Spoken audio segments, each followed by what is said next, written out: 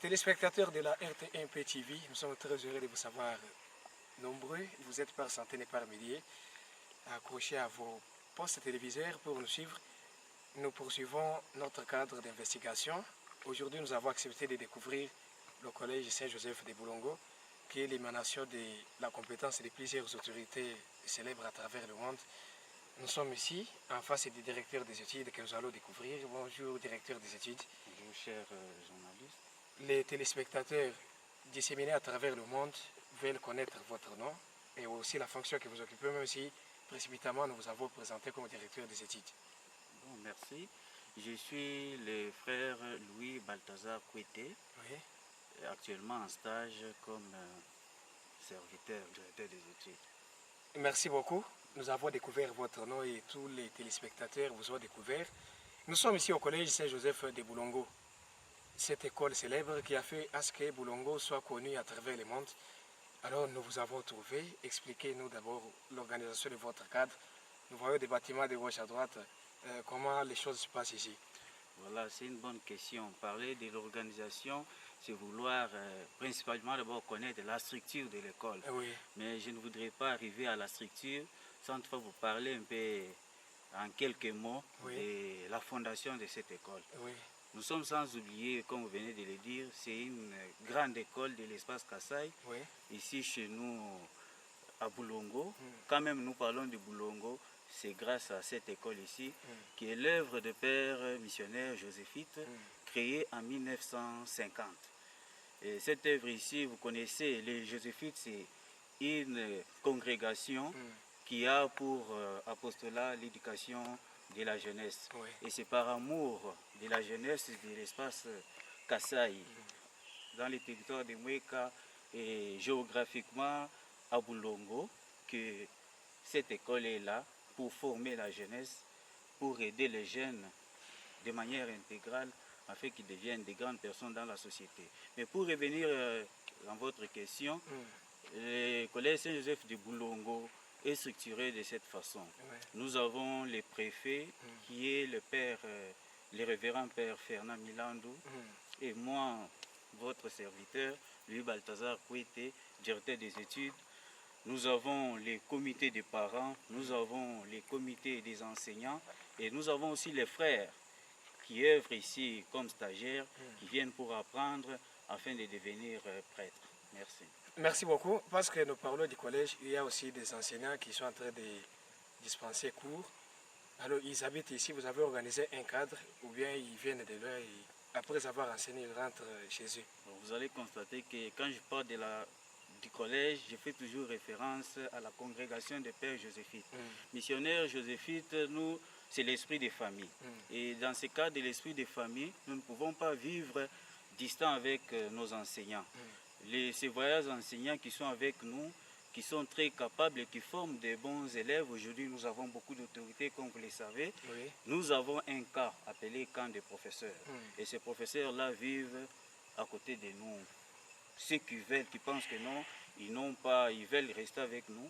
Il y a les camps des professeurs, là où ils habitent. Vous les prenez en charge. Et c'est là qui sont au camp, vous avez construit des bonnes maisons. Oui, nous avons construit des bâtiments à notre niveau. Si nous ça. disons de bonnes maisons, nous nous éloignons un peu de dire qu'il y a encore de mauvaises maisons. C'est ça. Merci. Merci beaucoup. Alors, 1950, aujourd'hui 2026, après le départ des missionnaires blancs, je sais que ce sont les missionnaires noirs qui ont pris la relève.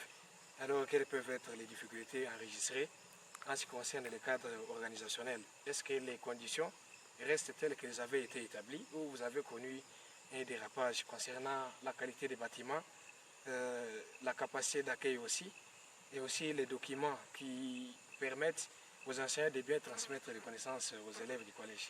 Merci. Une très bonne question, une pertinente question. Vous connaissez que déjà quand les Blancs viennent comme missionnaires, nous, avec notre mentalité africaine, nous disons les Blancs viennent avec tout, ils font tout pour nous. Et parfois, ils prenaient les enfants en charge les enfants ne pouvaient pas payer, les Blancs pouvaient acheter eux-mêmes les livres pour les élèves, tout ça. Mais si nous entrons un peu des questions matérielles, ça pourra nous éloigner de l'essentiel.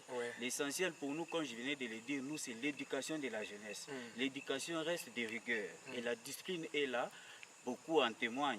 Quand vous allez partout, vous verrez que non, les témoignages sont là et nous avons les élèves qui sont là. Mais les difficultés que nous avons, nous constatons seulement que certains parents, ils n'ont pas vraiment encore l'enthousiasme là qu'ils avaient pour eux, envoyer, surtout dans notre milieu ici, envoyer les élèves à l'école, c'est comme si c'est une punition.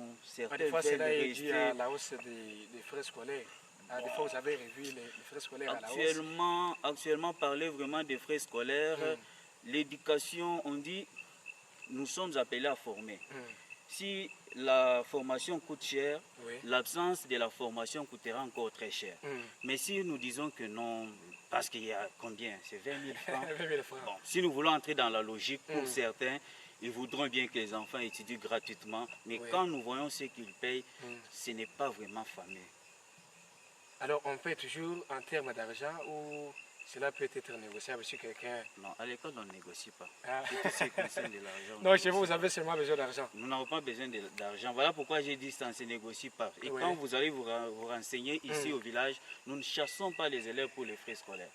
En tout cas, ça vraiment, c'est une vérité indubitable que vous ne pouvez même pas discuter. Même si vous dites que vous doutez un peu pour chercher la raison, ne doutez même pas. Parce que la vérité est là. Chez nous, on ne chasse pas. C'est ça notre méthode. C'est à la fin. Et les parents se sont adaptés. Quand vous ne chassez pas, ils viennent eux-mêmes s'acquitter de Pour être vrai, certains se sont adaptés. Vraiment, merci beaucoup. Certains se sont adaptés et ça se passe bien. Alors, quels sont les élèves que vous recevez ici comme collégiens? À part les enfants de Boulongo, est-ce qu'il y a aussi des élèves qui viennent d'ailleurs et qui effectuent de longues distances pour apprendre au collège? Voilà, comme je le disais, nous, c'est l'éducation de la jeunesse. La jeunesse dont nous parlons, il ne s'agit pas de la jeunesse seulement de Boulongo. Nous sommes vraiment ouverts. Notre école est inclusive. Nous n'excluons pas certains enfants. Donc, il y a les enfants qui viennent de Mbujimaï, qui viennent de Lubumbashi, qui viennent de Kinshasa, qui viennent de Kananga. Donc, partout ailleurs aussi, un enfant a besoin vraiment de la formation de qualité et qu'il a déjà entendu parler de Joséphine. En tout cas, nous sommes ouverts à l'accueillir. Merci beaucoup. J'ai étudié à l'école normale de Moueka, une école conventionnelle catholique. Je sais comment ça se passait. Chaque samedi, nous avions une messe scolaire. Alors ici, je ne sais pas, la messe est là. Et si la messe existe, est-ce qu'il y a une chapelle organisée pour recevoir tous ces collégiens qui doivent apprendre la religion catholique? Il sera vraiment très difficile d'aller dans une école catholique sans qu'il y ait une messe. Parce que quand nous formons, c'est une formation intégrale. Parler de la formation intégrale, nous voudrons que l'enfant soit aussi formé en tout.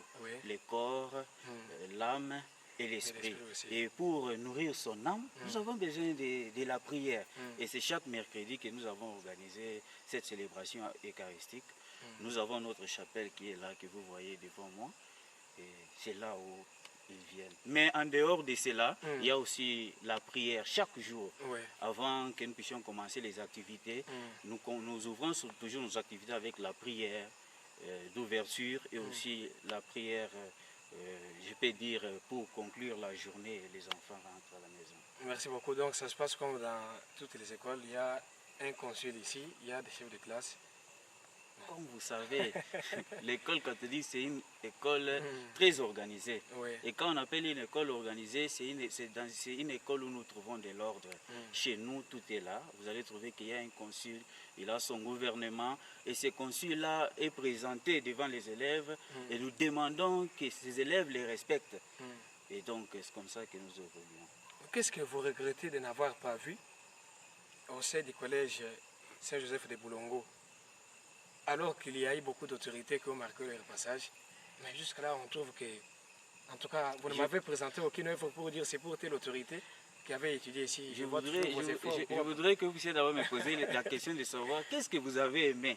Voilà, comme les disciples disaient, qu'est-ce que je peux faire pour entrer dans le royaume de Dieu.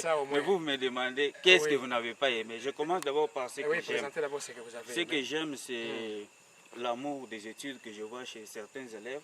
Vous savez, nous sommes dans un milieu, si je dis très pauvre, ce n'est pas pour injurier nos parents qui ont fait affaire que les enfants terminent. Nous sommes dans un milieu où les parents vivent que de l'éducation. Ici, ce n'est pas l'éducation, c'est les champs. Mais chez nous, nous voyons qu'il y a les enfants, ils viennent le matin jusqu'à 12h et à 14h, ils viennent pour l'étude. Et ça, c'est à féliciter. Mais nous regrettons, pas pour dénoncer, mais par amour pour eux. Parce que quand un parent met au monde, il s'entend qu'un jour, quand il grandit, que son enfant passe à lui. Mais ce que nous regrettons, c'est le fruit de nos écoles.